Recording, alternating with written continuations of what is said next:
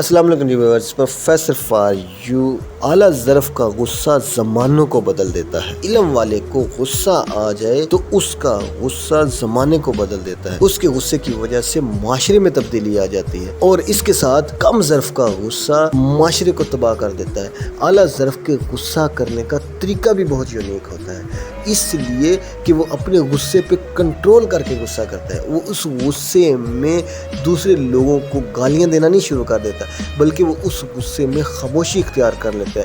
وہ المیہ جو رونما ہوا نہیں بلکہ ہو سکتا ہے، اس کو اندیشہ کہتے ہیں۔ کتنی زبردست بات ہے، ہمارے ذہن میں جو خیالات آ رہتے ہیں کہ ایسا ہو جائے گا ویسا ہو جائے گا، وہ تمام اندیشے ہوتے ہیں، لیکن اندیشوں کو لے کر اپنے آپ کو پریشان کرنے کی ضرورت نہیں۔ اگر ایسے اندیشے آپ کے ذہن میں آ رہے ہیں تو آپ اللہ تعالیٰ کی طرف رجوع کریں اور اللہ تعالیٰ سے دعا کریں اور اللہ تعالیٰ سے آسانی مانگیں۔ انسانی حافظے کا یہ عالم ہے کہ ہمیں انسانی چہرے یاد رہتے ہیں، نام بھول جاتے ہیں۔ کتنی زبردست بات ہے اور کتنی حقیقت پہ مبنی بات ہے کہ ہم لوگ سالوں بعد بھی کسی سے ملتے ہیں تو کہتے ہیں یار تیرا چہرہ یاد ہے لیکن تیرا نام بھول گیا ہے۔ کیسا ہمارا حافظہ ہے اور کیسا اللہ تعالیٰ کے نظام ہے کہ ہمیں فیس یاد رہتا ہے، اس کا نام بھول جاتا ہے۔ جوانی اور بڑھاپا عمر کے کسی حصے کا نام نہیں، بلکہ یہ صرف انداز فکر کا نام ہے۔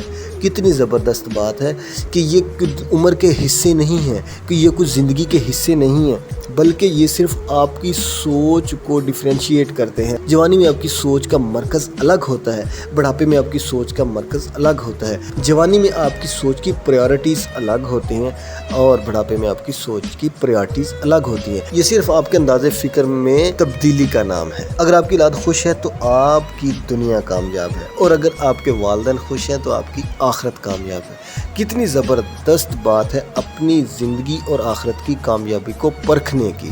اگر دنیا میں آپ کی اولاد آپ سے خوش ہے، سیٹسفائیڈ ہے، تو اس کا مطلب آپ دنیا میں کامیاب ہو چکے ہیں، اور اگر آپ کی دنیا میں آپ کے والدین آپ سے خوش ہیں تو اس کا مطلب ہے کہ آپ کو آخرت میں بھی کامیابی مل جائے گی۔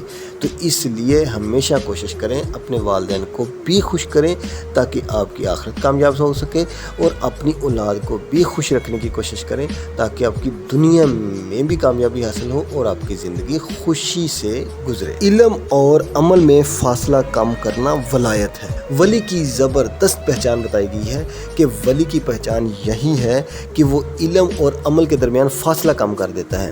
وہ اپنے علم کے ذریعے دوسرے لوگوں کو عمل کرنے پہ مجبور کر دیتا ہے۔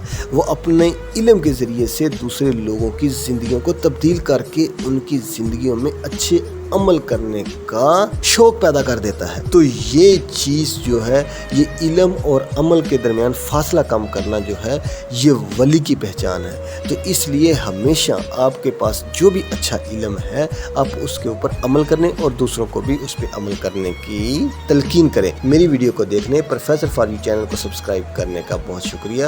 پلیز میرے چینل کو سبسکرائب کرتے ہوئے بیل آئیکن کو لازمی پریس کریں، اور ایسی اور بہت ساری ویڈیوز کو دیکھنے کے لیے میرے ساتھ چلتے رہیں۔ تھینک یو، اللہ حافظ۔